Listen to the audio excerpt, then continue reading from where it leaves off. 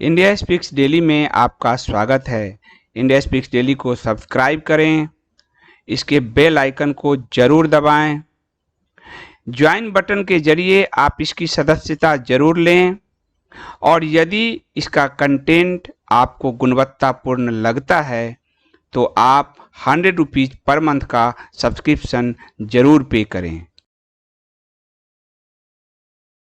वेदांत जी, बहुत स्वागत है क्वेश्चन आंसर सेशन में। कह रहे हैं संदीप, मैं मुंबई में रहता हूँ, हाल अभी भी नाजुक है, हरे टिड्डे मास्क भी नहीं लगाते क्योंकि उनको कहने वाला नहीं है ना कोई। वेदांत जी, इस दिल्ली में जिसके कारण कोरोना तेजी से फैला, उस जमाती के हेड को भगा दिया गया रातों रात।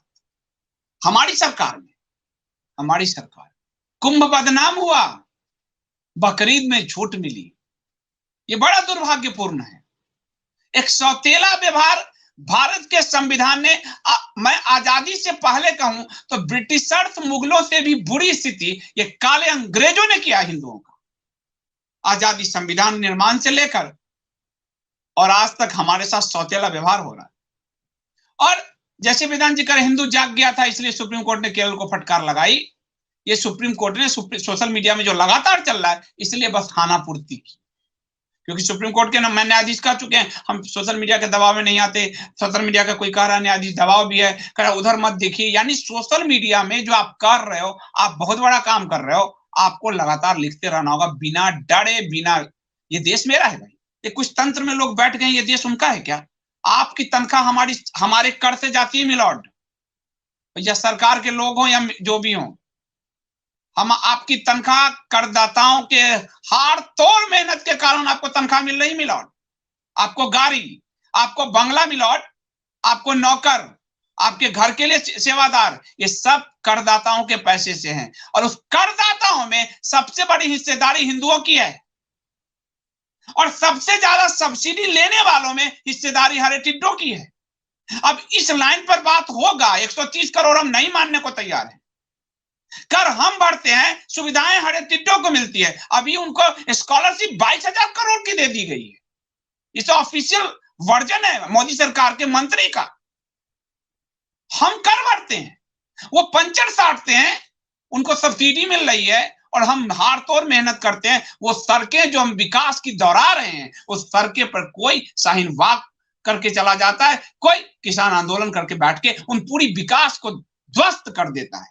मैं रोज नोएडा जाता हूं, हरियाणा जाता हूं, एक दिन में लाखों रुपए का लोगों के पेट्रोल जल रहे हैं।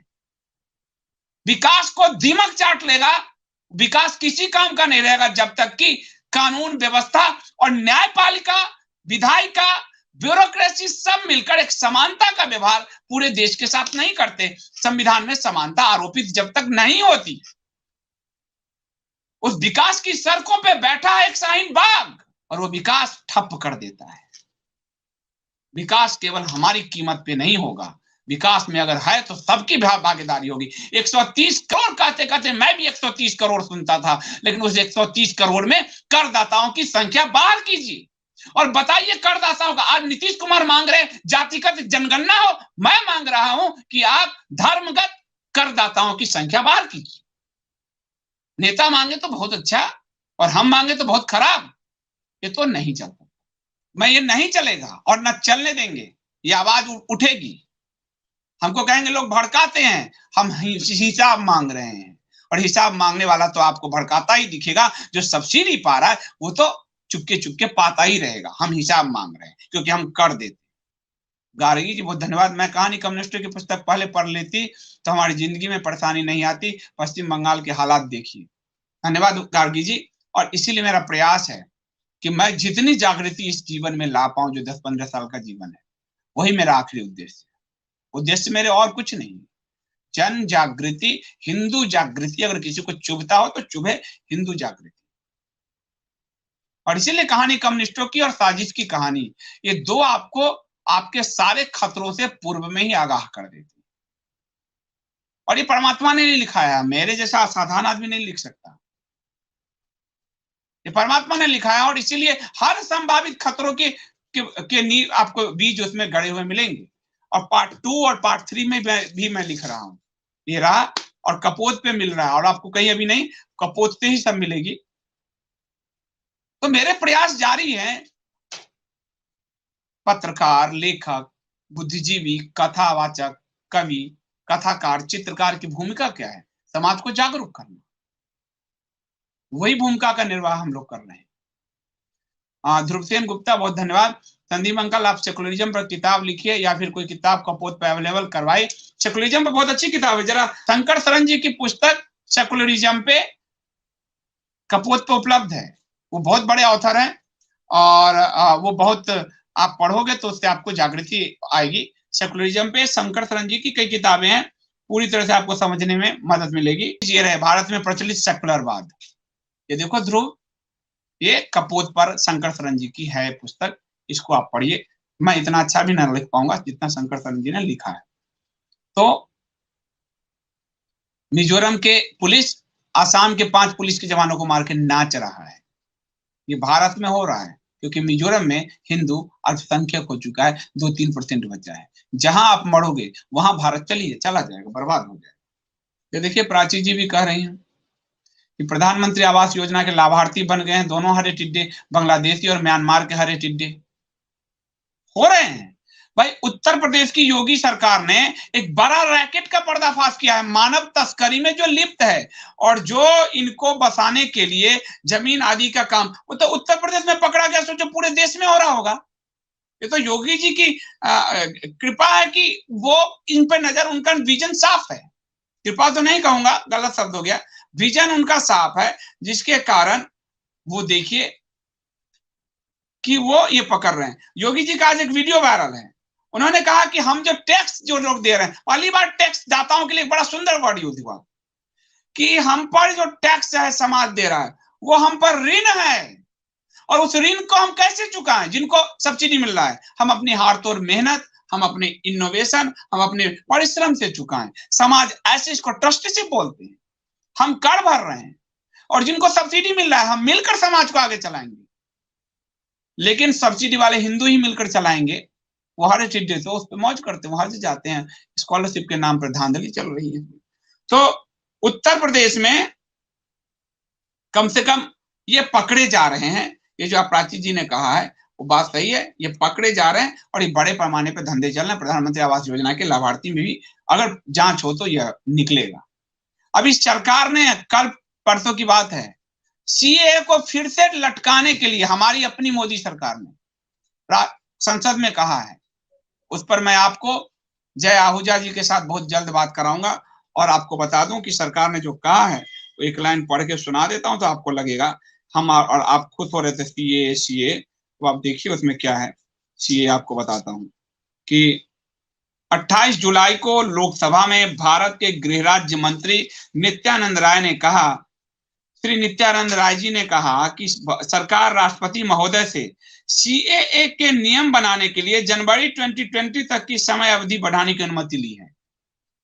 लागू नहीं होगा, कुछ चीजें से प्रचार हो पा रही है। आप देख लीजिए, कल की बात है ये, लोकसभा में बार बार उसके बाद क्यों? क्योंकि हरो टिड्डों के डर से, उस शाहीन बाग के डर से एनआरसी खत्म, सीए खत्म।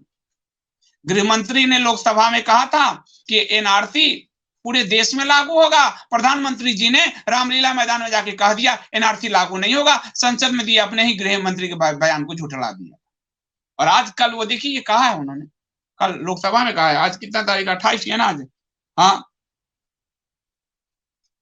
वो कहा है नित्यानंद राय जी ने कि हम जनवरी 2022 तक समय अवधि बढ़ाने की अनुमति ले लिया है। ये उनकी ताकत, उन्होंने, उनकी वो ताकत है कि वो हमारी अपनी चुनी सरकार को भी अपने इशारे पर ले जा रहे हैं। और हम तो कांग्रेस सर को भी नहीं ला पाए, अपना ही अधिकार खोते जा रहे हैं। क्या करो? समस्या है कि वो हरे टिड्डे संगठित हैं, उनको जब तक उनका इंटरनेशनल गैंग है पंचमक्कारों के, और यहाँ की हर सरकार कहती है बाबू थोड़ा सुधर जाओ, बाबू तुम्हारे को ऐसे ऐसे, उनके गाल सहलाती रहती है, वो उछलते रहते हैं। हिंदुओं को कहती है सौतेले बेटा जैसा, अरे थोड़ा साइड रहो भाई। वोट के समय कहती है जरा तुम भी वोट दे दो, तुम्हारे हित की बात करेंगे। अरे कपूत भाई कोई अहंकारी नहीं हुआ है। आज कपूत की टीम में जो है, टीम कहीं बाहर गई हुई है, कोई है नहीं। मैं और अकेला मेरा वीडियो एडिटर है जो हैंडल कर रहा है, और ऐसी कोई बात नहीं है। हिंदूज अगेंस्ट एवरीवन बट हम ही जीतेंगे, अर्नब कुमार कह रहे हैं। हमें जीतना ही है, हम नहीं जीतेंगे तो भारत नहीं जीतेगा। भारत है इसलिए क्योंकि हिंदू है, वरना मिजोरम में हिंदू खत्म हो गया, अपने ही राज्य के जवान को मार रहे हैं। केरला में हिंदू शॉट कम होता जा रहा है। मोपला वाला आपने देखा, ये मोपलाओं ने जो संहार किया मालाबार में, जहां जहां आप कम हो गए वहां वहां साफ, वहां सड़िया चल रहा है जी, सड़िए के लॉ चल रहे हैं, बकरीद लागू। अशोक कुमार जी कह रहे हैं कि सर हमें तो यही लग रहा है कि सारी समस्याओं का हल योगी जी महाराज के पास है। बिल्कुल है, पर तब तक है जब तक आप लोग पुश करते रहोगे, आप लोग करते रहो। हम लोग की भी बहुत बड़ी गलती है कि हम निश्चिंत होकर बैठ जाते हैं, हमें लगातार ये मुद्दे उठाने होंगे, तो सरकार को भी ताकत मिलता है। इसको दूसरे नजरिए से देखो, ये सरकार सोचती है सोई हुई जनसंख्या, इसको क्या वोट में 5 साल बाद कहेंगे। अब बताओ, कोई भी यूट्यूबर, कोई भी न्यूज आपको बताया कि संसद में ये कहा गया कि सीए का नियम जो है बनाएंगे जनवरी 2020 में, लोकसभा में कहा है, आपको बताया किसी ने? तो सरकार क्यों ध्यान देगी, वो बढ़ाती जाएगी। यहाँ आप कहोगे तो उसको बचाव कर लिए मास्टर स्ट्रोकवादी आ जाएंगे, फिर सरकार क्यों ध्यान देगी। हमें तो मुद्दे उठाने पड़ेंगे, तब हमारी जीत होगी। ध्रुव सेन, कांग्रेस एक कल्चर है, वो कभी खत्म नहीं होगा, वो मुझे दिख रहा है। कांग्रेस मुक्त मतलब सिर्फ उसकी सत्ता की नहीं है, कांग्रेस एक विकृति है, उस संस्कृति है जो सब पार्टी में घर तक करती जा रही है। इसलिए कांग्रेस खत्म नहीं होगा, कांग्रेस कभी खत्म नहीं होगा। वो अपनी विकृति, वो संक्रामक है, वो छूत की बीमारी है, वो कोविड वायरस है, वो उस कांग्रेस से भाजपा में घुसती जा रही है। वायरस है वो। कांग्रेस एक कुसंस्कृति है जिसने भारत को आजादी के बाद एक ऐसी संस्कृति में जकड़ा है कि हर सरकार के लिए नेहरू एक रोल मॉडल बन गया है। यही रोल मॉडल है, इसके कारण सारी दिक्कतें आ रही, और कोई दिक्कत नहीं।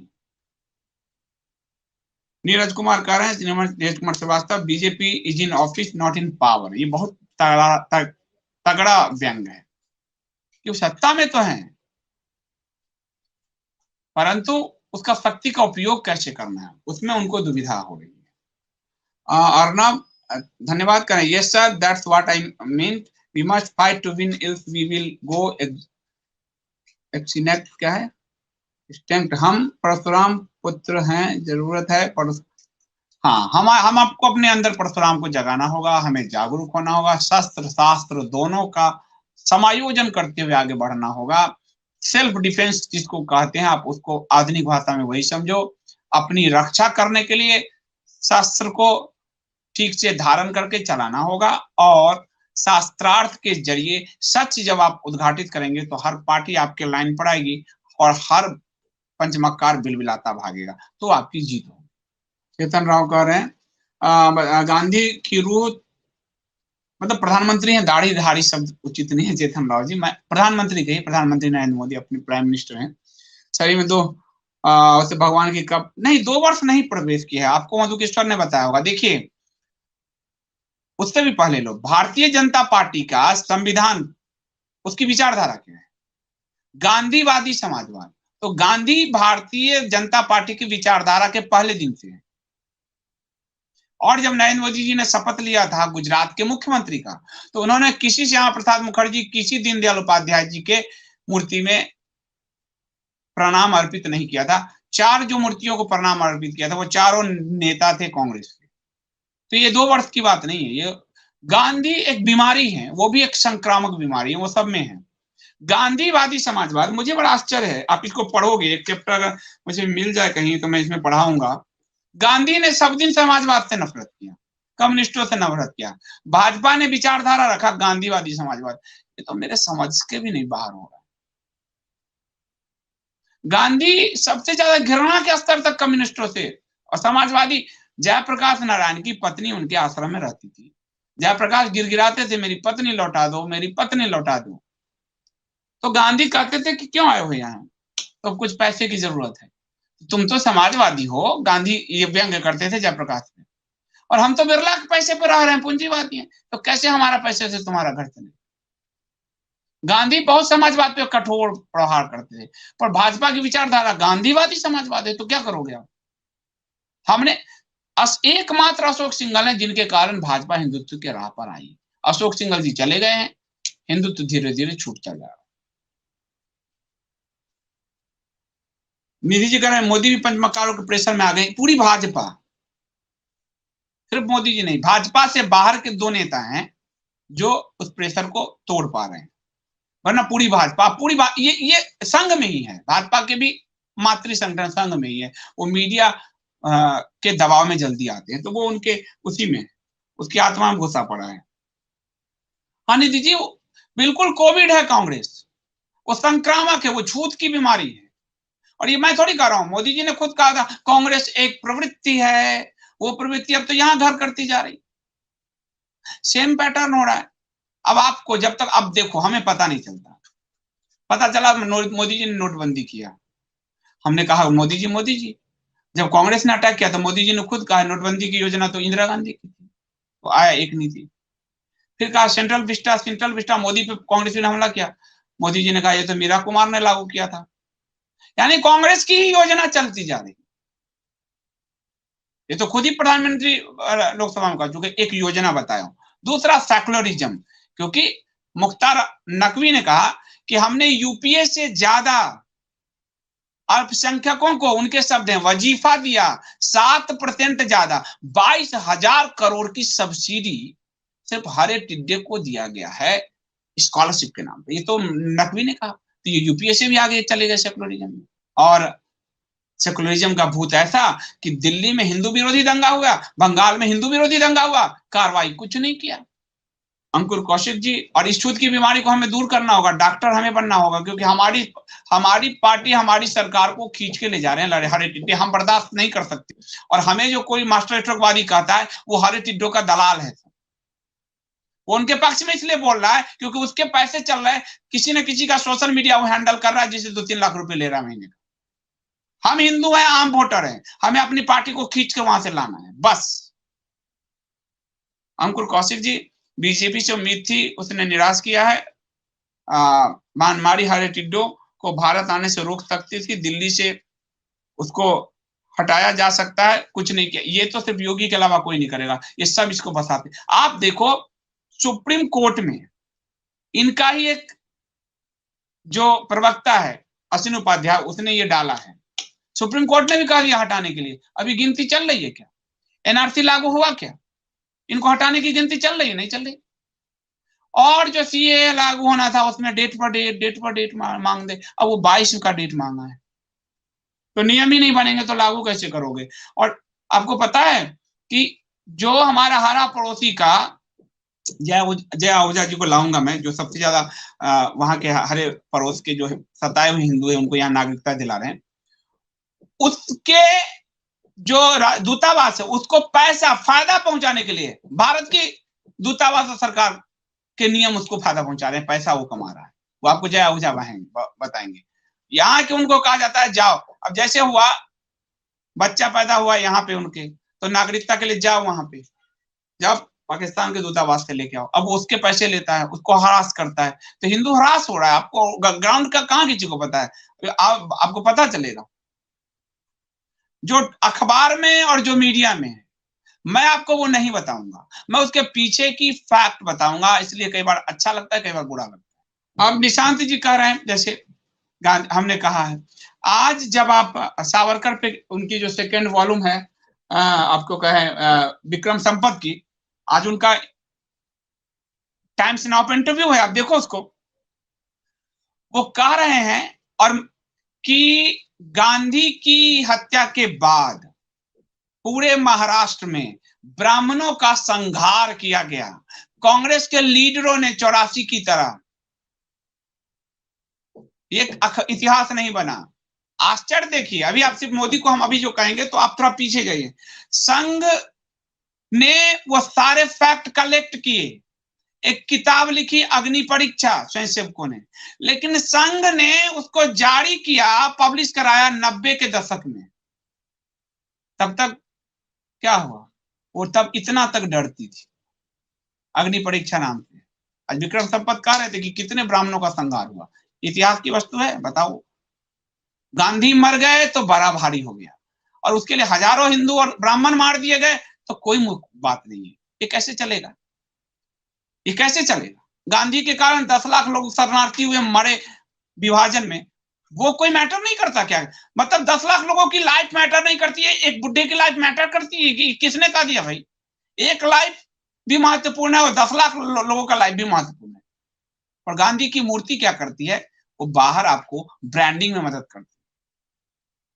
और ग्रीस ने अभी कहा, वहां के मुझे एक साथी फोन करके बता रहे थे कि ग्रीस में मांगा कि भारत के आइडियल्स की मूर्ति चाहिए यहां लगाना है, वहां के दूत, अपने भारत के दूतावास से।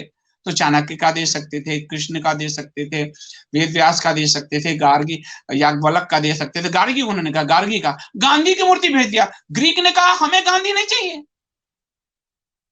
भारत सरकार ने गांधी की मूर्ति लगवा दी, बोला हम तो भारत की मनीषा पे, हम लोग अद्भुत मनीषा जो ऋषि मुनि हुए उस पे हम चकित हैं, आप गांधी भेज रहे हो, हमें कोई गांधी नहीं चाहिए। लेकिन भारत, ये तो ब्रांडिंग का बीमार। गांधी एक ब्रांड है जो सारे पाखंडों को छुपाने के लिए उपयोग में आता है। ये परफेक्ट वर्ड है। अमित पांडे जी, बहुत बहुत धन्यवाद। ये कौन है? उसका नाम मैं नहीं लूंगा, पापी का नाम, कालनेमियों के नाम लेने से पाप लगते हैं। पर बोलता है इस्लाम एंड क्रॉस की बुराई मत करो। अब ये एसेसारियंस के चैनल पे जाकर उनको बेवकूफ बना, ये पैसा कमाता है। मैंने आपको पहले ही कहा, मास्टर स्ट्रोकवादी सब पैसे कमा रहे हैं, सब पैसे कमा रहे हैं। आपको लगेगा ये, वो कुछ मुफ्त में नहीं कर रहे हैं, वो सब पैसे के लिए हैंडल, ट्विटर, फेसबुक और ये सब वो कर रहे हैं। आप और हम जो निस्वार्थ भाव से लगे हुए हैं, वोट से लेकर अब तक, उन पे चोट करते हैं, क्योंकि उनको अपने आकाओं को दिखाना है कि देखिए हम विरोध को डैमेज कंट्रोल कर रहे हैं। उससे उनका 50,000 और बढ़ जाएगा। 1 लाख का अगर एक हैंडल है तो 50,000 बढ़ जाएगा सबके। आप क्या सोचते हो नेताजी सब हैंडल ट्विटर और फेसबुक और हैंडल कर रहे हैं? नहीं जी, मैं तो जानकार हूं ना, मैंने तो ट्रेनिंग दिया, और मेरे तो सब साथी हैं कई। सबके हैंडल कोई कोई हैंडल कर रहा है, वो सब पैसा कमा रहा है, 3 से 5 लाख रुपया महीना।